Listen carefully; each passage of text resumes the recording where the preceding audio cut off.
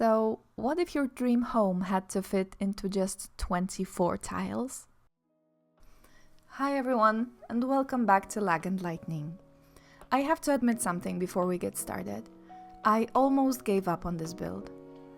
There was a moment where I genuinely thought this just wasn't going to work, and I was ready to abandon the whole idea. Because here's the thing, I'm really not good at building tiny houses. Whenever I tell myself I'm going to make a small, cozy little cottage, it somehow starts growing. I add one more corner, one more room, a little more space here and there, and before I know it, I've accidentally built a full-size family home. So when I came across Paralives building challenge, I immediately knew I had to give it a try. The challenge sounds simple, but it's actually much harder than it looks.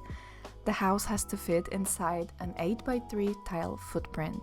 No stairs, just one floor, and somehow you're still expected to fit an entire life inside that tiny space.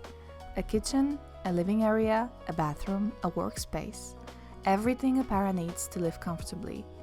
So I knew this was going to be a real challenge, and honestly, it proved me right almost immediately. Every single tie suddenly matters. Moving one piece of furniture by a single square changes everything around it, and every decision feels like solving a little puzzle. But that's exactly why I ended up loving this challenge so much. I had to completely rethink how to use the space so that nothing felt wasted. From the very beginning, I knew I wanted this tiny house to feel incredibly cozy. I didn't want it to feel cramped, but rather like a real home filled with favorite objects, soft textures, warm lighting, little details that make you want to curl up with a blanket and never leave.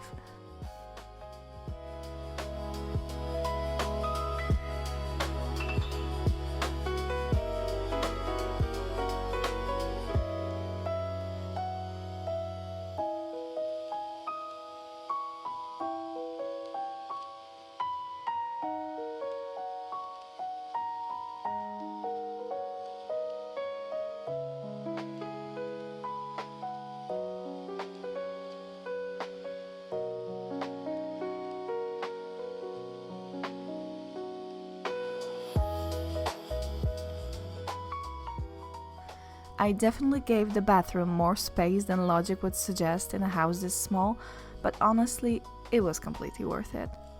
It ended up looking amazing, and I even managed to include a proper walk-in shower set on a raised platform. For such a tiny build, it feels surprisingly comfortable, and I really love how it turned out.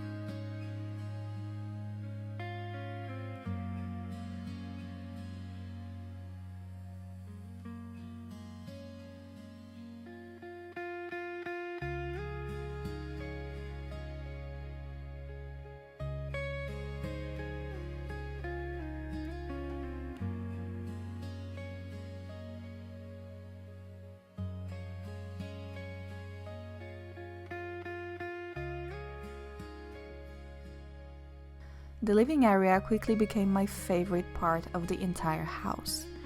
What I really wanted was to combine the bed and a sofa into one space, creating a true daybed setup. A cozy, all-in-one chill zone where you can sleep, lounge, relax, watch TV, read, and even have guests over. From the very beginning, I pictured it as a multifunctional centerpiece rather than just a bed.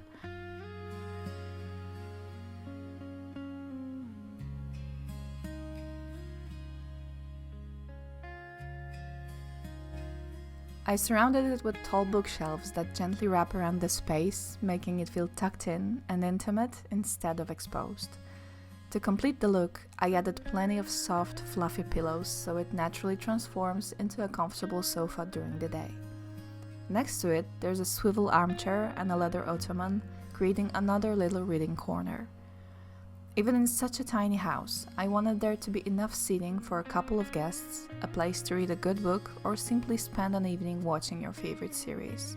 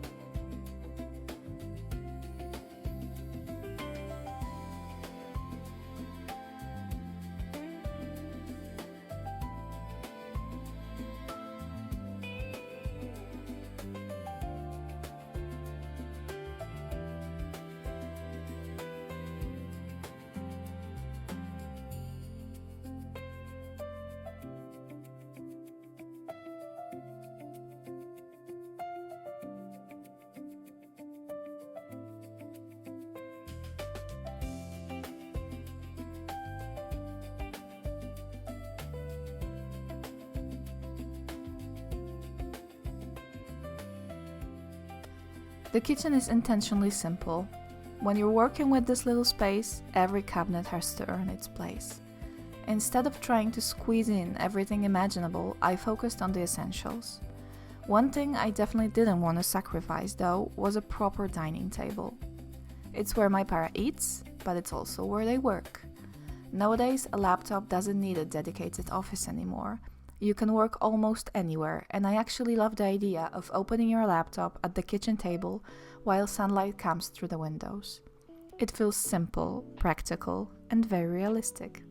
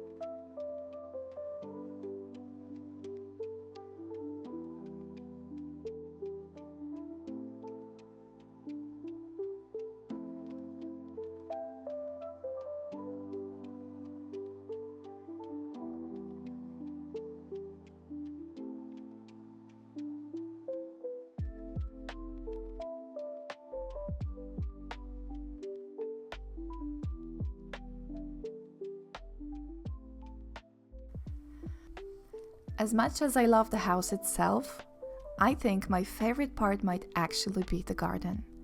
I imagine this little cottage hidden deep in the woods, surrounded by tall trees that make the whole place feel quiet and private.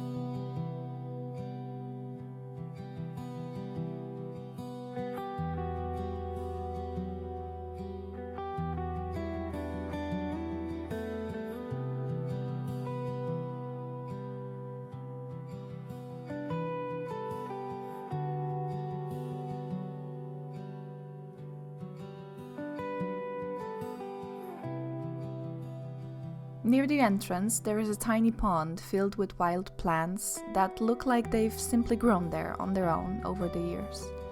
Off to one side, there's a small wishing well and a little orchard with fruit trees. I also made space for a picnic blanket because I can just imagine spending warm afternoons outside with a book, some fresh fruit, and absolutely nowhere else to be. The whole place feels peaceful in a way that's hard to describe. To me, this isn't just a tiny starter home.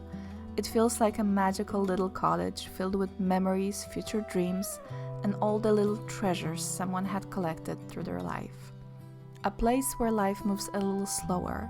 A place where every object has a story. And maybe that's exactly why I ended up loving this build so much.